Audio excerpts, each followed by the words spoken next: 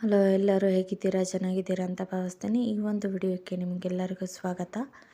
ಇವತ್ತಿನ ಈ ವಿಡಿಯೋದಲ್ಲಿ ನಾವು ಶ್ರಾವಣ ಮಾಸದಲ್ಲಿ ಪೂಜೆಗೆ ಕೂರುವಂತಹ ಸಮಯದಲ್ಲಿ ಗೆಜೆ ವಸ್ತ್ರ ಇರಿಸ್ತಾರಲ್ಲ, ಅದರಲ್ಲಿ 5 ದಳದ ಹೂವಿನ ಒಂದು ಗೆಜೆ ವಸ್ತ್ರನ ತೋರಿಸ್ತಾ ಇದ್ದೇನೆ. ಶ್ರಾವಣ ಮಾಸದಲ್ಲಿ ನಾವು ರಂಗೋಲಿ ಹಾಕೋದಿರಲಿ ಅಥವಾ ಗೆಜೆ ವಸ್ತ್ರ ಏನೇ ಇದ್ರೂ ಹೂವಿಂದೇ ಮಾಡ್ತೇವೆ. ಅದರಲ್ಲಿ ನಾನಿವತ್ತು 5 ದಳದ ಹೂವಿನ ಗೆಜ್ಜೆ ವಸ್ತ್ರ ಮಾಡಿ ತೋರಿಸ್ತಾ ಇದ್ದೇನೆ. ತುಂಬಾ ಈಸಿ. ಯಾರಿಗೆ ಗೆಜ್ಜೆ ವಸ್ತ್ರ ಮಾಡಲಿಕ್ಕೆ ಬರಲ್ಲ ಅಂತಿರೋ ಅವರು ಕೂಡ ಈಸಿಯಾಗಿ ಮಾಡ್ಬೋದಾದಂತಹ ಈ ಒಂದು ಗೆಜ್ಜೆ ವಸ್ತ್ರ. ಏನಿಲ್ಲ, ಹತ್ತಿನ ತೊಗೊಂಡ್ಬಿಟ್ಟು ನಿಮಗೆ ಬೇಕಾಗಿರುವಂತಹ ಸೈಜಲ್ಲಿ ನೀವು ಅದನ್ನು ಕಟ್ ಮಾಡ್ಕೊಳ್ಬೇಕು. ನಾನು ಕೈಯಲ್ಲೇ ಕಟ್ ಮಾಡ್ಕೊಂಡಿದ್ದೀನಿ.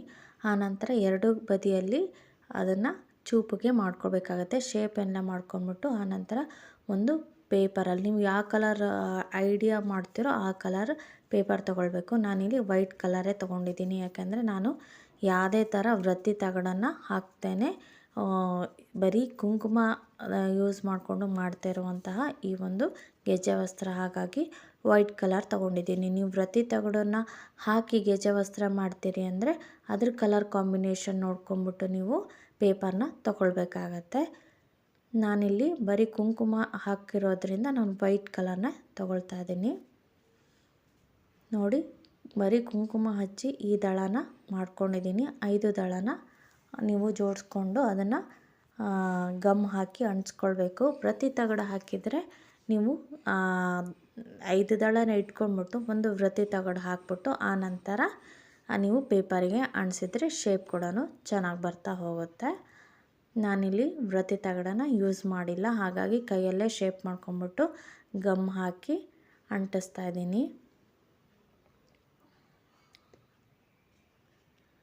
ಈ ಥರ ಶೇಪನ್ನು ಮಾಡಿಬಿಟ್ಟು ಆ ಪೇಪರಿಗೆ ಅಂಟಿಸ್ತಾ ಬರಬೇಕು. 5 ದಳ ಕರೆಕ್ಟಾಗಿ ಮಾಡ್ಕೊಳ್ಬೇಕಾಗತ್ತೆ.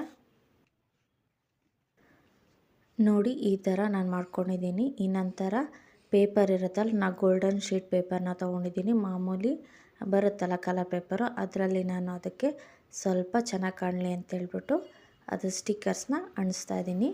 ನೀವು ಬೇಕಂದರೆ ಕಲರ್ ಕಾಂಬಿನೇಷನ್ ನೋಡಿಕೊಂಡು ನಿಮಗೆ ಯಾವ್ದು ಇಷ್ಟ ಆಗುತ್ತೋ ಅದನ್ನು ಅಂಟಿಸಿ. ನೋಡಿ, 5 ದಳದ ಗೆಜ್ಜೆ ವಸ್ತ್ರ ರೆಡಿಯಾಗಿದೆ.